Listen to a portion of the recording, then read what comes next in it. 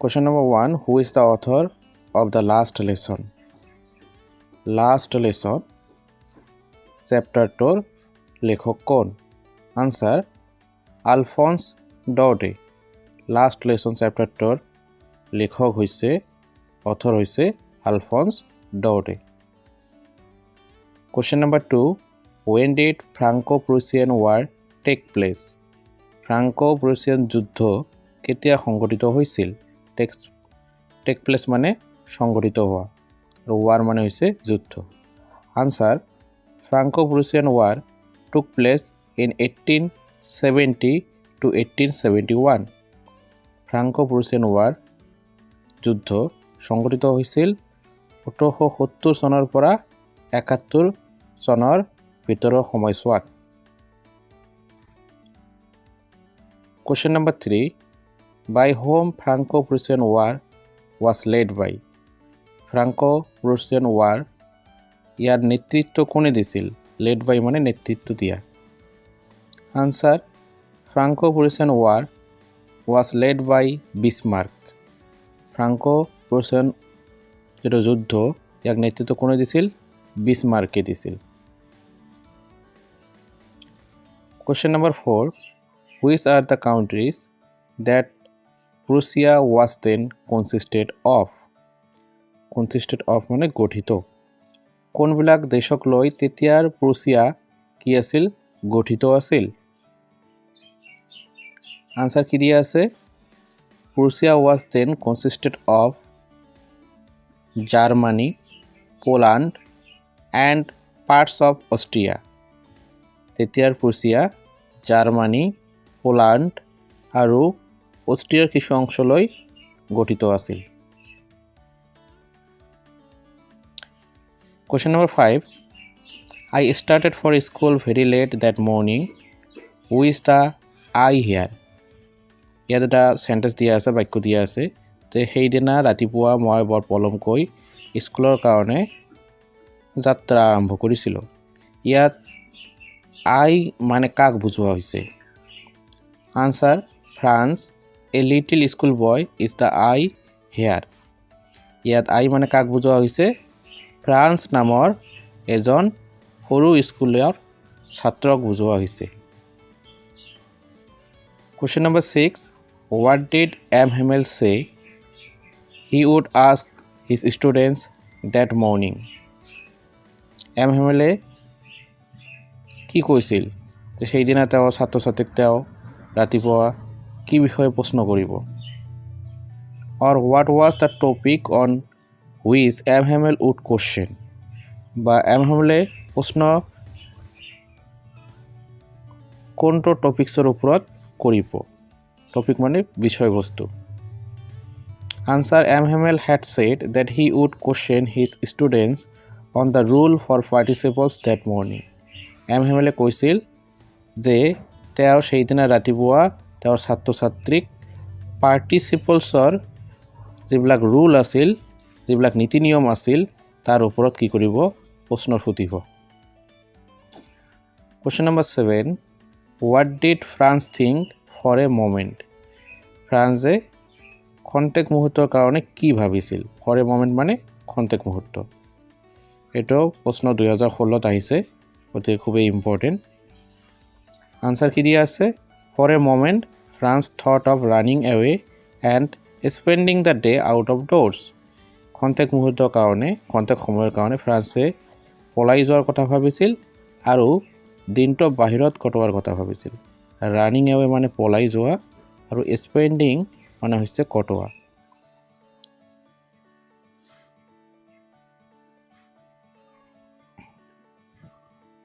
Question number 8. What is the name of the blacksmith in the last lesson? Blacksmith মানে হৈছে কমাৰ. Last lesson অধ্যায়টোত থকা blacksmith কমাৰজনৰ নাম কি আছিল? Answer the name of the blacksmith in the last lesson is Waster. Last lesson অধ্যায়টোত থকা কমাৰজনৰ নাম কি আছিল? Waster. Question number 9. Why did Waster tell France that he would reach school in plenty of time. ৱাষ্টাৰে কিয় ফ্ৰান্সক কৈছিল যে তেওঁ যথেষ্ট সময় আগতে স্কুলত গৈ পাব? এই প্ৰশ্নটো 2020ত আহিছে, গতিকে খুবেই গুৰুত্বপূৰ্ণ। Answer, Walter the blacksmith read the bulletin and learned that French would not be taught in the schools of Alsace and Lorraine anymore. So to prevent him from hurrying, he told France that he would reach school in plenty of time. ৱাষ্টাৰ নামৰ কমাৰজনে কি পঢ়িছিল? Bulletin পঢ়িছিল। Bulletin মানে notice বৰ্ডত দিয়া বিষয়বস্তুবিলাক পঢ়িছিল। and learned that আৰু জানিছিল যে French would not be taught in the schools of Alsace and Lorraine anymore. আৰু শিকিছিল বা জানিছিল যে লৰেন আৰু এলছেছ নামৰ ঠাই দুখনৰ স্কুলবিলাকত আৰু কি শিকোৱা নহ'ব? ফৰাচী ভাষা শিকোৱা নহ'ব। so to prevent him from hurrying, গতিকে ফ্ৰান্স নামৰ ল'ৰাজনক খৰখেদা কৰাৰ পৰা বাধা দিবলৈ he told France that he would reach school in plenty of time. তেওঁ ফ্ৰান্সক কৈছিল যে ফ্ৰান্সে যথেষ্ট সময়ৰ আগতে কি কৰিব? স্কুলত গৈ পাব।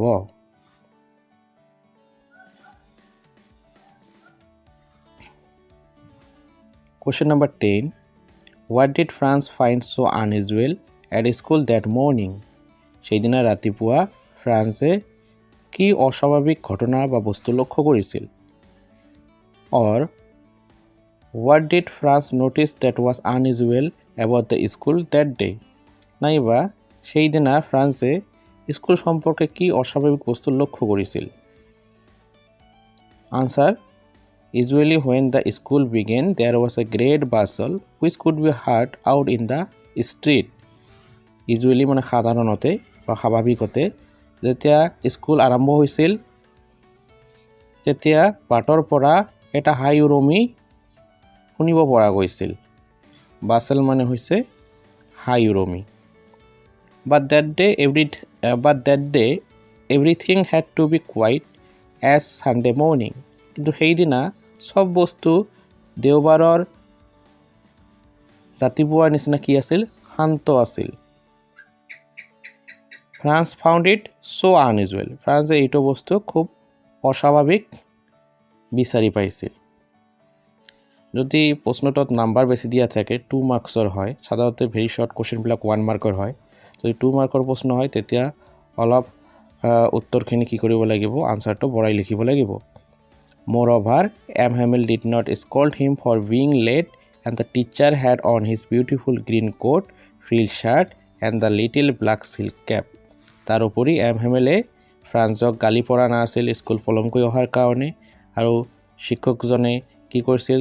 তেওঁৰ ধুনীয়া সেউজীয়া ৰঙৰ কোট চোলাটো পিন্ধিছিল, ফ্ৰিল্ড শ্বাৰ্টখন পিন্ধিছিল আৰু মূৰত কি আছিল? চিল্কৰ সৰু কলা বৰণীয়া টুপিটো আছিল। তো এইবিলাক বস্তু ফ্ৰান্স নামৰ সৰু ল'ৰাজনে কি অস্বাভাৱিক বিচাৰি পাইছিল। Question number 11. What was the thing that surprised little France the most? কোনটো বস্তুৱে লিটল ফ্ৰান্সক আটাইতকৈ বেছি আচৰিত কৰিছিল? সাৰপ্ৰাইজ মানে আচৰিত কৰা। Answer. The thing that surprised little France most was to see the village people sitting quietly on the back benches that were always empty. যেটো বস্তুৱে ফ্ৰান্সক আটাইতকৈ বেছি আচৰিত কৰি তুলিছিল এইটো কি আছিল? যে তেওঁ পিছৰ বেঞ্চবিলাকত স্কুলৰ কোঠাটোৰ পিছৰ বেঞ্চবিলাকত গাঁৱৰ মানুহখিনিক বহি থকা শান্তভাৱে বহি থকা দেখা পাইছিল, যিবিলাক বেঞ্চ সদায় কি আছিল? খালী আছিল। কিন্তু আজি সেইবিলাক বেঞ্চ কি হৈছে? গাঁৱৰ মানুহেৰে ভৰি পৰিছে, সিহঁতে শান্ত মনে পিছফালে বহি আছিল। এই বস্তুটো ফ্ৰান্সে আচৰিত পাইছিল।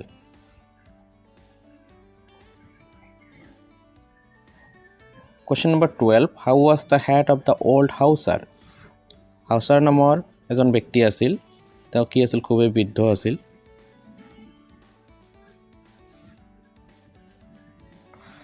How was the head of the old Hauser?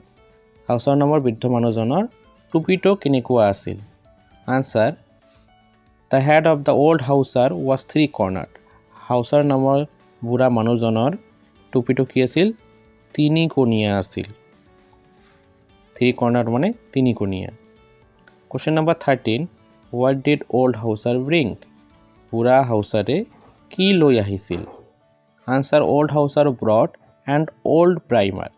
বুঢ়া হাউচাৰে এখন পুৰণি কুঁহিপাত বা আদিপাত লৈ আহিছিল। প্ৰাইমাৰ মানে হৈছে কুঁহিপাত বা আদিপাত, য'ত কি থাকে সৰু ল'ৰা ছোৱালী শিকাৰ কাৰণে অফলা কফলা এইবিলাক দিয়া থাকে। Question number 14. What did M. Hamel tell the students mounting his chair? চেয়াৰৰ পৰা উঠি এম হেমেলে ছাত্ৰ ছাত্ৰীসকলক কি কৈছিল? Answer: mounting his chair, M. Hamel told the students that an order had come from Berlin to teach only Germans in the schools of Alsace and Lorraine from the very next day. চেয়াৰৰ পৰা উঠি M হেমেলে ছাত্ৰ ছাত্ৰীসকলক কৈছিল যে বাৰ্লিনৰ পৰা এটা আদেশ আহিছে। বাৰ্লিন মানে জাৰ্মানীৰ ৰাজধানী। কি আদেশ আহিছে? যে এলছেছ আৰু লৰেনৰ স্কুলবিলাকত পিছৰ দিনৰ পৰা কি কৰা হ'ব? অকল জাৰ্মান ভাষাত পাঠদান দিয়া হ'ব, অকল জাৰ্মান ভাষা শিকোৱা হ'ব।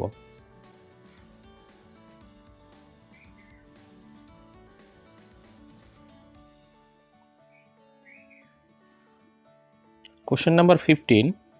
Why was the lesson called the last lesson? পাঠটোৰ নাম কিয় লাষ্ট লেসন আছিলে?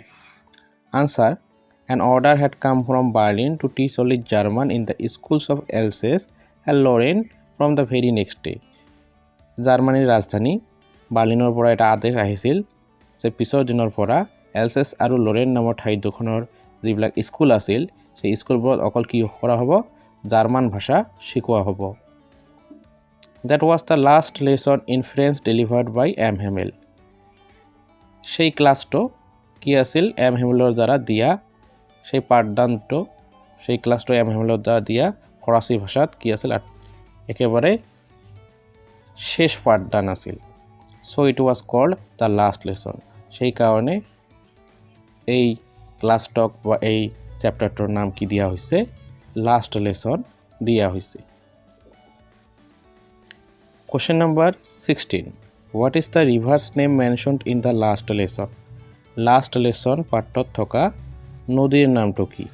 Answer: the river mentioned in the last lesson is Saar.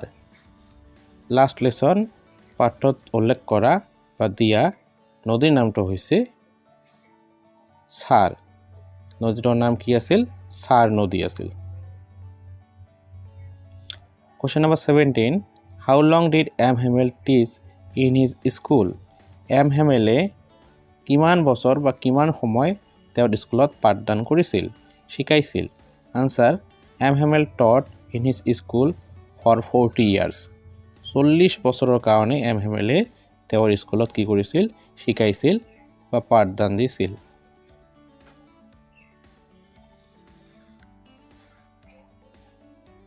Question number 18. What is the great trouble with Alsace? এলছেছৰ যিবিলাক মানুহ আছিল সিহঁতৰ আটাইতকৈ ডাঙৰ সমস্যাটো কি আছিল? ট্ৰাবল মানে সমস্যা। Answer: the great trouble of Alsace is that its people put off learning till tomorrow. এলছেছৰ আটাইতকৈ ডাঙৰ সমস্যা আছিল কি? যে ইয়াৰ মানুহে কালি শিকিম বুলি বস্তুবিলাক থৈ দিয়ে। put off মানে স্থগিত কৰি থৈ দিয়া।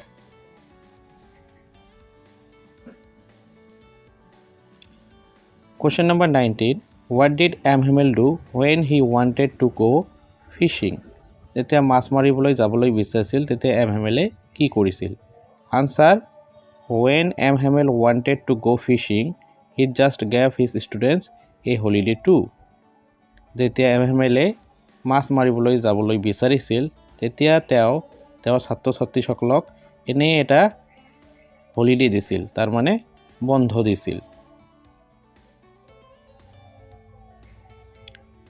Question number 20. What did M. Hamel want to give students before going away? আঁতৰি যোৱাৰ আগতে M. Hamel তেওঁৰ ছাত্ৰ ছাত্ৰীসকলক কি দিবলৈ বিচাৰিছিল? Answer M Hamel wanted to give students all he knew before going away. আঁতৰি যোৱাৰ আগতে এম হেমেলে জনা সকলোবিলাক বস্তু তেওঁৰ ছাত্ৰ-ছাত্ৰীক দি থৈ যাব বিচাৰিছিল.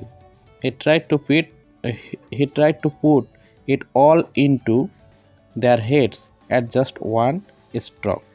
তেওঁ সকলোবিলাক জনা বস্তু তেওঁ ছাত্ৰ-ছাত্ৰীসকলৰ মূৰত এবাৰতে উমুৱাই দিব বিচাৰিছিল. ওৱান ষ্ট্ৰক মানে ইয়াত এটাই ওৱান টাইম বুজাইছে.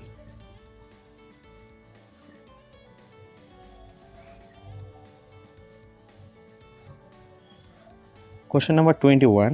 What was written in the new copies brought by M. Hamel for the students in a beautiful round hand? M. Hamel লৈ অহা যিবিলাক কপি যিবিলাক বহি সেইবিলাকত ধুনীয়া হাতৰ আখৰেৰে কি লিখা আছিল? এই প্ৰশ্নটো কি আহিছে 2017ত আহিছে, অতি খুবই গুৰুত্বপূৰ্ণ. Answer in the new copies brought by M. Hamel, it was written in a beautiful round hand that France Alsace. M. Hamel লৈ অহা বহিবিলাকত সুন্দৰ হাতৰ আখৰেৰে লিখা আছিল. কি লিখা আছিল? France Alsace. Question number 22. What did M. Hamel write at the end of the class? ক্লাছটোৰ শেষত পাঠদানৰ শেষত এম হেমেলে ব্ল্যাকবোৰ্ডত কি লিখিছিল? এই প্ৰশ্নটো 2015ত আহিছে. Answer at the end of the class M. Hamel wrote as large as he could Vive la France. ক্লাছটোৰ শেষত পাঠদানৰ শেষত এম হেমেলে যিমান ডাঙৰকৈ পাৰে সিমান ডাঙৰকৈ লিখিছিল ব্ল্যাকবোৰ্ডৰ ওপৰত. কি লিখিছিল? Vive la France. তাৰ মানে লং লিভ ফ্ৰান্স.